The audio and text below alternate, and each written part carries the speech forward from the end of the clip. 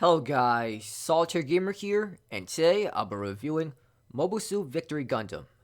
This Gundam series was not well liked, but I decided to watch it anyway considering I've already watched many Gundam series already, might as well watch this one. In this anime series, the Zanskare Empire attempts to take over the Earth, and protagonist Uso gets caught in the conflict. Uso joins the League Militaire, which is a group whose sole purpose is to oppose the Zanskare Empire. The Earth Federation isn't doing much to stop the Zanskare Empire, so it's up to the League Militaire to stop them. So in this anime series, it has a similar premise to most other Gundam series, with two major opposing sides fighting against each other in the war. Though in this anime series, there isn't anything really morally gray. It seems obvious that the Zanskare Empire are the villains, and they do horrific things to the people of Earth. It is very disturbing, and it is disappointing in a sense. They're pretty much all evil. They just seem like typical villains. The one thing that separates this anime series from the many Gundam series out there is that it is easily the darkest and most messed up Gundam series. There is a depressing atmosphere throughout, as many characters die throughout this anime series. Even the civilians die in dark and disturbing ways. In other Gundam series, there was a loss of civilian life as well, but in this anime series, they directly show you the civilians dying in very sad ways. It certainly is disturbing and sad to watch.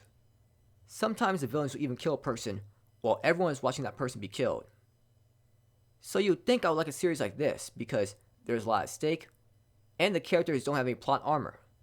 However, this anime series has the same issue as the Kami Ga Kill and many other edgy anime series. It kills off the characters quickly before we get to know them.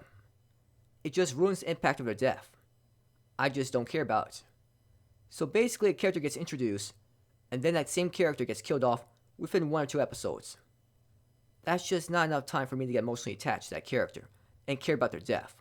When they die, it's like, whatever, I don't really care about them.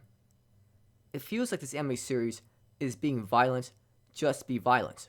There's no long-lasting impact. It's just showing an excessive amount of death. It lacks emotional meaning. And once the amount of death scenes become routine, you just get used to it, and lose any impact it could have had.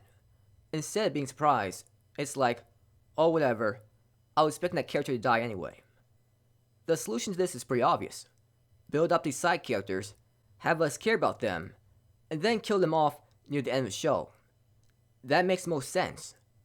I have no idea why the anime studio didn't properly build up these side characters. I guess maybe they thought they need an excessive amount of violence to get people to keep watching. You shouldn't rely on violence though. You should rely on good writing and good characters. Another issue with this anime series is that the cast of characters was just way too big. There are too many characters given proper characterization and character development. The battles and plot overall were fine. It's just what you expect out of a Gundam anime series. Lots of people fighting for freedom, and lots of intense Gundam battles with everything on the line. The characters overall are very forgettable. There are only a couple characters that I cared about. Uso was a smart and likable protagonist. Considering he's still just a kid, it's amazing he didn't freak out and lose his mind when there was death all around him. The only annoying thing about him was his obsession with Katejina.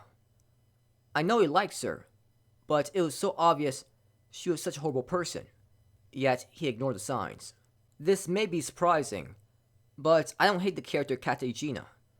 She made for an amusing villain. It's like, what crazy or evil thing will she say or do next? It's pretty obvious early on, she's a selfish and horrible person. So I don't feel shocked by how she treated Uso and his friends. Shakti was a boring quiet girl throughout most of the series. Even when a character becomes more important later on, she made very dumb decisions and was annoying to watch. I was disappointed with the character named Chronicle. He was a guy in the mask. At first, I thought he might be like Char, and have a hidden agenda that was different from the organization that he was working for. However, that wasn't the case. Chronicle is basically a yes man, and follows every order. He was born to watch. I don't care for the opening or ending songs for this anime series. The music for this anime series did a good job at showing how dark and depressing certain scenes were. The animation style looked good for an old anime series, and the animation looked good during the Gundam fights. This anime has problems with it trying to be too edgy, and not properly giving the characters good characterization, but overall, I still enjoyed watching this anime series because there was still a lot at stake. I liked that there wasn't any plot armor, for the most part, but it went too overboard with its violence. I give this anime series a 6 out of 10. So that's all I'm going to talk about for this video. Thank you for watching the video. Have a great night wherever you are, and please like and subscribe if you enjoyed this video, and please comment if you found anything interesting in the video.